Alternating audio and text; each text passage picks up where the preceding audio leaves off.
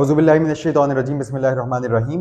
आज हम एक्सरसाइज 1.6 का क्वेश्चन नंबर 2 करने जा रहे हैं और यहाँ पर आप रिक्वायरमेंट में देख सकते हैं simplify and right your answer in form of a plus iota b, यानी कि आप अपना जवाब in form of complex number देने जा रहे हैं और उनकी इंस्ट्रक्शंस के मुताबिक पहले आपको रियल टर्म लिखनी होगी, उसके बाद आप इमेजनरी टर्म लिखेंगे, यानी कि हम खास इस चीज को फॉलो करेंगे। और वो चाहते तो ऑर्डर्ड पेयर की भी रिक्वायरमेंट दे सकते थे, वही भी कह सकते थे कि right your answer in the form of a comma b, वो ऐसा भी कह सकते थे, ठीक है। मगर उन्होंने बहरहाल ऐसे फिलहाल नहीं कहा, उन्होंने भी ऐसे जवाब प्रेजेंट करने के लिए कहा है। अब आए हम देखते हैं सिंप्लीफिकेशन कैसे करते हैं। तो ये कॉम्प्लेक्स नंबर की सिंप्लीफिकेशन के एतबार से वैसी जो कॉम्प्लेक्स नंबर के क्वेश्चंस हैं उनके लिए क्वेश्चन बहुत इंपॉर्टेंट है, क्योंकि आप देख सकते हैं इस फ्रैक्शन में डिनोमिनेटर में कॉम्प्लेक्स नंबर मौजूद है, यानी कि रियल टर्म और इमेजनरी टर्म्स मौजूद हैं। चलें जी, लेट्स स्टार्ट। यहां पर मुझे बताइए 1 प्लस आयोटा का कॉन्जुगेट क्या होगा। जबरदस्त, 1 माइनस आयोटा, क्योंकि कॉम्प्लेक्स नंबर में जब आप कॉन्जुगेट लेते हैं तो आप हमेशा इमेजनरी टर्म की साइन तब्दील करते हैं, हमेशा। ठीक, तो हम यहां लिखेंगे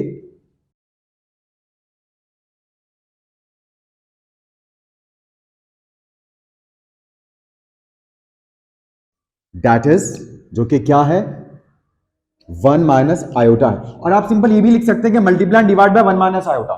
जरूरी नहीं कि आप इतनी लंबी चौड़ी कहानियां लिखें, ठीक है। मैथमेटिक्स में लंबी कहानियां आर नॉट नीडेड, ठीक। आप सिंपल टू द पॉइंट भी लिख सकते हैं कि हम बस इससे मल्टीप्लाई डिवाइड करने जा रहे हैं। अब यहां पर आए मल्टीप्लाई डिवाइड करते हैं,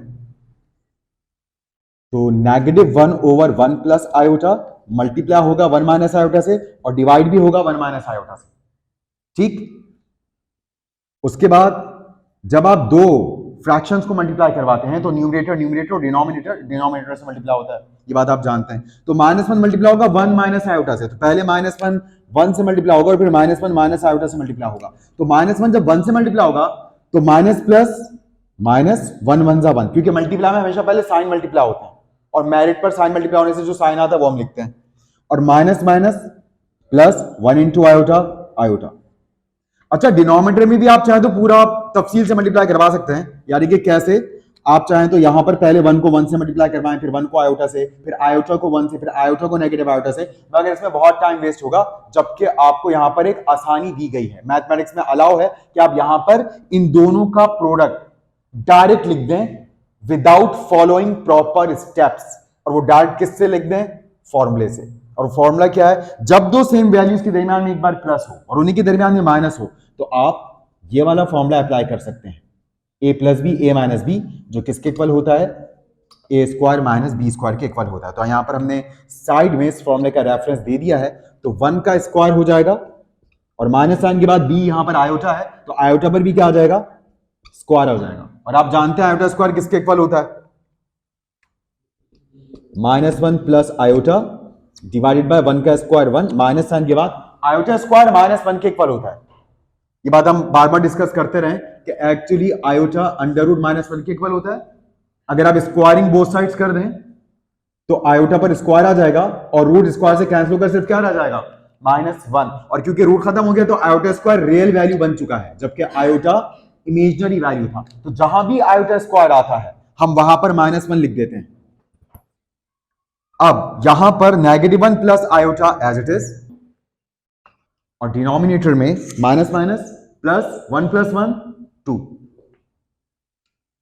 तो ये मोस्ट सिंप्लीफाइड फॉर्म आ चुकी है, मगर उनकी जिद भी पूरी करनी है। उन्होंने एक क्वेश्चन में क्या कहा है? उन्होंने कहा है कि आप a प्लस आयोटा b इस फॉर्म में जवाब दें, ठीक। तो अगर आप इस फॉर्म में जवाब देना चाहते हैं तो यहां पर a का मतलब है रियल पार्ट, तो रियल पार्ट को हमें अलग करना पड़ेगा। तो अब जब हम रियल और इमेजिनरी पार्ट को अलग अलग करेंगे तो अभी तो रियल और इमेजिनरी पार्ट दोनों की बॉन्डिंग हुई हुई 2 से, 2 ने दोनों को जोड़ रखा है, कोई मसला नहीं है, हम इनकी बॉन्डिंग को तोड़ देते हैं। यानी कि 2 -1 को अलग मिल जाएगा और 2 आयोटा को अलग मिल जाएगा। ये एक तरह से रिवर्स प्रोसेस है एलसीएम का। एलसीएम में दो फ्रैक्शन जोड़कर एक करते हैं ना, अब यहां पर एक फ्रैक्शन को तोड़कर दो कर रहे हैं, ठीक। तो याद रखिएगा जितने ऊपर न्यूमरेटर्स हों आप उतनी तादाद में फ्रैक्शंस को तोड़ सकते हैं। बस शर्त क्या है? जो भी डिनोमिनेटर है वो सबके नीचे आएगा, सबके नीचे आएगा, ठीक है। तो -1 डिवाइड बाय 2 और प्लस आयोटा डिवाइड बाय 2। तो हमने -1 के नीचे अलग 2 लिख दिया और आयोटा के नीचे अलग 2 लिख दिया, और अगर आप अभी आप एलसीएम लेंगे तो वापस ऐसे ही आ जाएगा। ठीक, मगर यहां एक बात याद रखिएगा, अगर यहां पे -1 मल्टीप्लाई बाय आयोटा होता तो आप नहीं तोड़ सकते थे। फिर अगर कोई कहता है ना इनको अलग अलग करके लिख दो, मिसाल के तौर पर ऐसे लिखा हुआ होता -1 multiply by iota divide by 2, और कोई कहता है नहीं यार इनको अलग करके लिख दो, तो आप कहते हैं इसको अलग करके हम 3 तरीकों से लिख सकते हैं जो सबसे कॉमन है। वैसे तो बहुत से तरीके हैं मगर 3 तरीके सबसे कॉमन है। एक हो सकता है आप इसको इस 2 को -1 के नीचे लिख दें और multiply by iota as it is. ठीक है, क्योंकि मल्टीप्लाई डिवाइड में तो एलसीएम का कोई कॉन्सेप्ट ही नहीं होता ना, तो यहां पर तो बस ये वापस ये चीज बन जानी चाहिए। तो आयोटा के नीचे 1 है, 2 1 वापस 2 हो गया, और आयोटा -1 से मल्टीप्लाई होकर वापस यही चीज आ जाएगी आपके पास। या हो सकता है एक और तरीका, आप 2 को आयोटा के नीचे लिख दें, -1 अकेला छोड़ दें।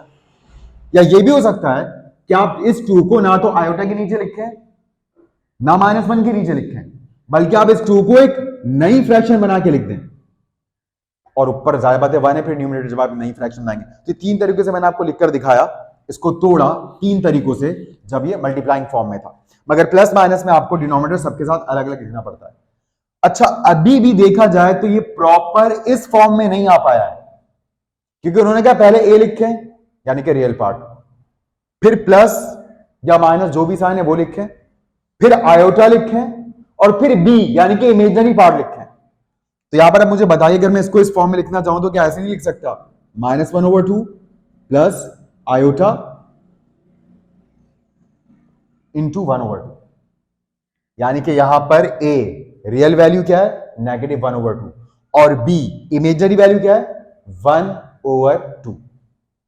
ठीक, तो हमने ए और बी की जगह पर -1/2 और 1/2 लिखकर दिखा दिया है, और आयोटा को अलहदा कर दिया। वो मिक्स हुआ था इमेजिनरी वैल्यू से, लेकिन हमने उसको अलहदा किया, तो जाहिर सी बात है फिर आपने जब आयोटा को ऊपर से हटाया तो फिर कौन आ गया? जो छुपा बैठा था, यानी कि 1।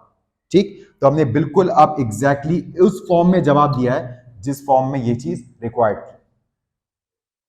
अच्छा, चले हम फिर यहीं पर इस जगह को मैनेज करते हैं, और अभी फिर आप छोड़ दें इसको लिखना भी, फिर एक साथ लिख लीजिएगा, मैं आपको टाइम देता हूं। अब यहां पर हमें 1 plus iota raise to the power 4 मालूम करना है, और आप जानते हैं ये पावर 4 ब्रैकेट के अंदर नहीं आ सकती। 1 और आयोटा पर इस पावर को आप अलग अलग नहीं लगा सकते, क्योंकि 1 और आयोटा मल्टीप्लाइंग फॉर्म में नहीं है ना डिवाइडिंग फॉर्म में। सिर्फ मल्टीप्लाई डिवाइड इस बात की इजाजत देते हैं कि आप पावर को ब्रैकेट के अंदर ले आए, और जो कुछ भी ब्रैकेट में उन सब पर अप्लाई कर दें। तो अब यहां क्या करना पड़ेगा? तो यहां पर सबसे पहले तो हम इस पावर को तोड़ते हैं 4 को, इसको हम फैक्टर्स फॉर्म में लिख लेते हैं कुछ इस तरह से कि 1 प्लस आयोटा की होल पावर 2, और एक 2 हमने और ऊपर लगा दिया, यानी कि हमने इसको लिख दिया 1 प्लस आयोटा का स्क्वायर का होल स्क्वायर, क्योंकि आपको पता है ब्रैकेट के बाहर वाली पावर ब्रैकेट के अंदर वाली पावर से मल्टीप्लाई होती है, तो 2 2 जा 4, तो बैलेंस है बिल्कुल। ठीक है, और मैथ में आप हर वो स्टेप कर सकते हैं जो पिछले स्टेप के बराबर माना जा सकता है, या उसको वेरीफाई किया जा सकता है, जस्टिफाई किया जा सकता है। अब ऐसे लिखने से फायदा क्या हुआ?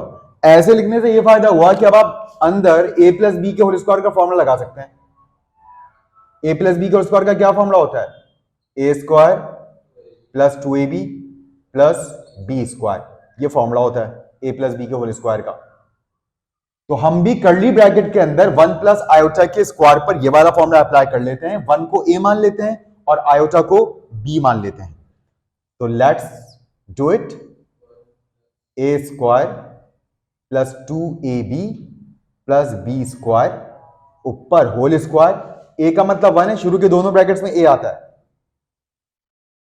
और b का मतलब क्या है? आयोटा है, और आखिर के दोनों ब्रैकेट्स में b आएगा, सेकंड टर्म आएगी, यानी कि आयोटा आएगा।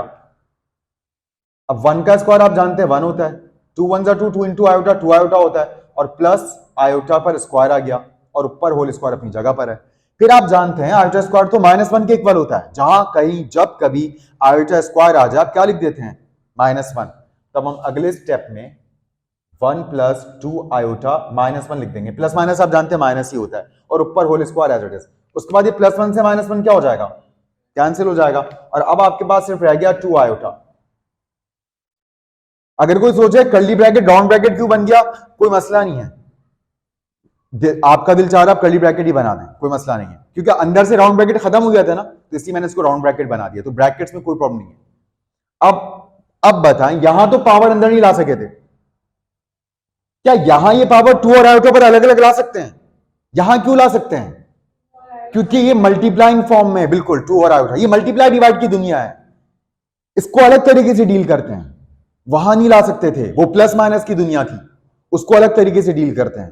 तो 2 का स्क्वायर क्या बनेगा और आयोटा का स्क्वायर क्या बनेगा? आयोटा स्क्वायर, और आयोटा स्क्वायर किसके इक्वल होता है? -1 का। 4 इंटू -1 क्या होता है? -4। हो गया सिंप्लीफाई।